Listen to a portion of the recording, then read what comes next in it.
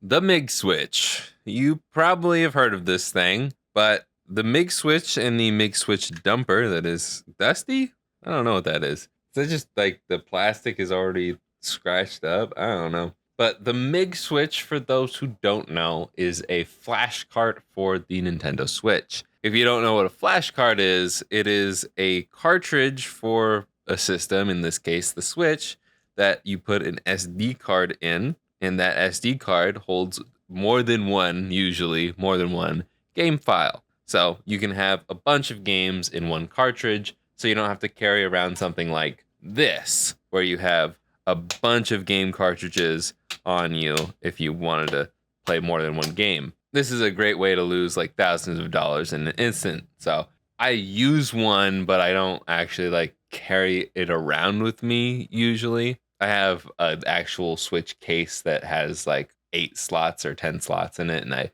typically use that when I travel with my Switch.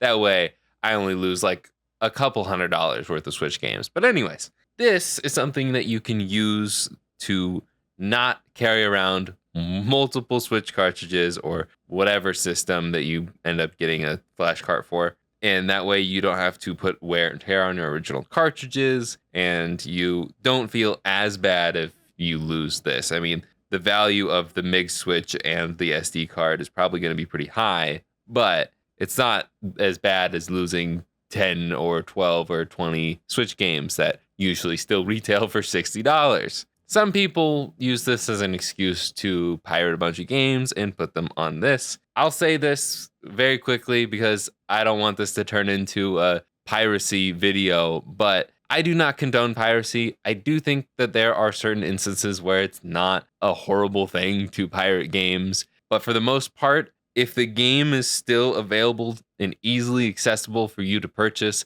you probably shouldn't be pirating the game. It's kind of messed up. I understand these are big companies, but it's more about the developers than the publishers. It's more about the people who actually make the game than the higher ups.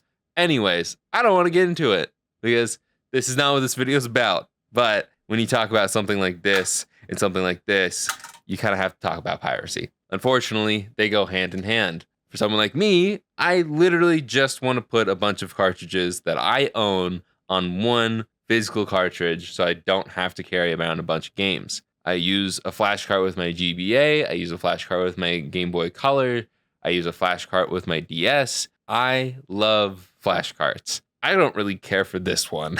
This is a lot better because this is the V2. It's better than the V1, which the way you swap games and the whole reason I don't really care for the Mig Switch in general is because when you put this in, we'll insert it just like this, just like a regular Switch game. And Puyo Puyo Tetris is the game that comes up. There is no actual menu for the Mig Switch. The way you swap games is you press the little button that is on the cartridge while it is plugged in to the system. You don't take it out and hit the button and then put it back in. This is what you do. And so now Sonic Colors Ultimate is the next game. And I will say I do own all of these games. That's why I did the whole piracy preface thing. But let's just do this real quick. And here, I believe, are all the games that I have on my Mig Switch right now. Just so we have a little proof here for Nintendo and their lawyers if they wanted to come after me. I did this the legal way. That's why I got the dumper. But you press the button. It's hard to actually press without taking it out there. But there we go. We pressed it. The green light comes up. God dang it.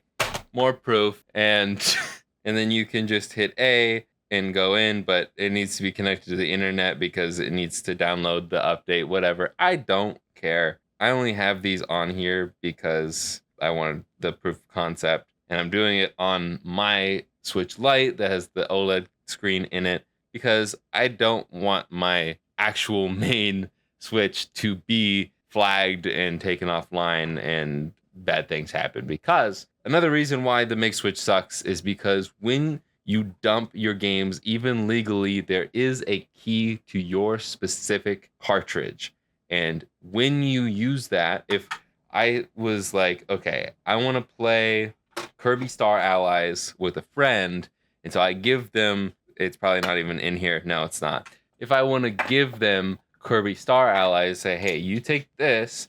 I've got it on my Mig Switch, so we can play it online together. I can't do that because it'll have the same key for this that is in here right now and this cartridge right here. Nintendo will see 2 copies of the exact same keyed game online at the same time. And then they'll be like, yo, that's not good. Let's take them out. And then you both get dinged. And so that's something that sucks. It's an anti-piracy measure, but even though I'm not doing anything illegal in this instance, we're going to get in trouble for it. I'm not even bothering to use my Mig Switch with my main console. And if I were to use this with my main console, I would be taking it offline whenever I play with it, because I'm just not taking that chance of Nintendo thinking that I am an evil, no good doer.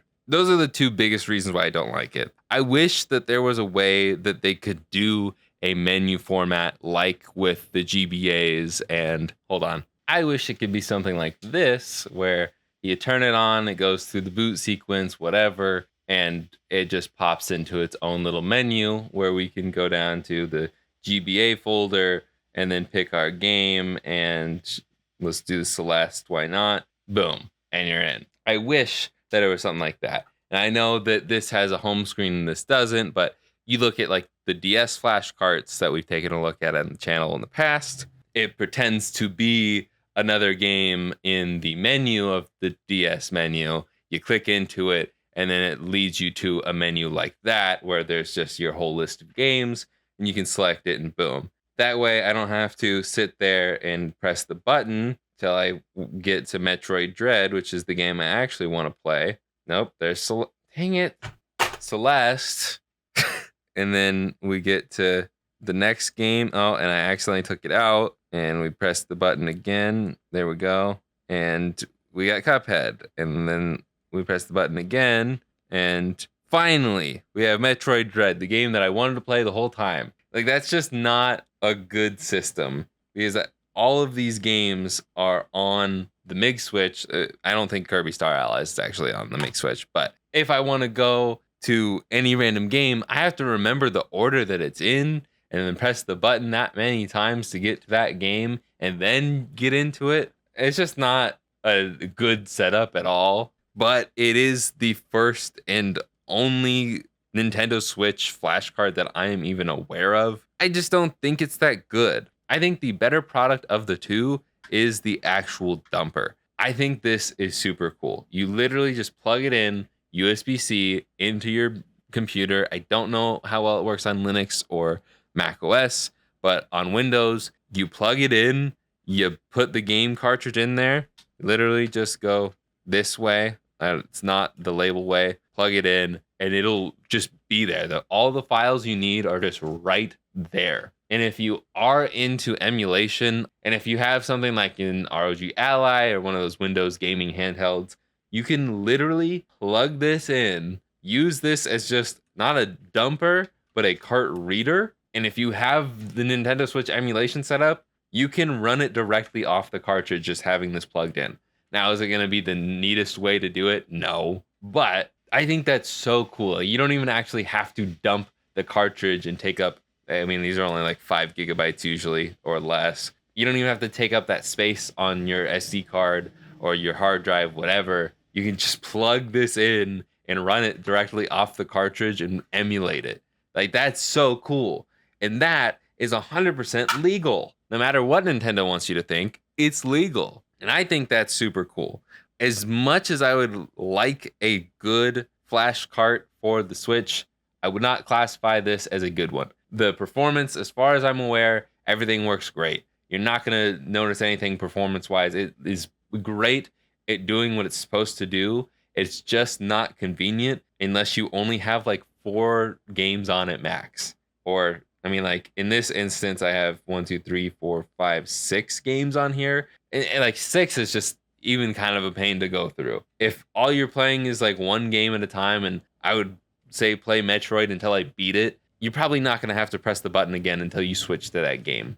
But if you're like, oh, I'm going to play Metroid, but then later I'm going to see my friends and we're going to play Mario Party, and then we might also want to play a little like Cuphead or well, I kind of wanted to show them Sonic Colors because I just got it and it's pretty cool. Or, oh, you've never played Puyo Puyo Tetris? Let me hit that. Like, it's not convenient for game switching. And if you really wanted to have all of your games in one cartridge, for someone like me, that is not gonna work. I don't know if I have an SD card big enough, even if I wanted to do that, but I've got almost 100 Switch games at this point. So it's just not something for me. I don't know how often I'm actually going to be using the Mig Switch itself. I don't think I'm going to use this a ton unless something happens to it to make it better, or if I just use this as a way to play a certain game on a different console. It just doesn't even make sense, really. Like, why would I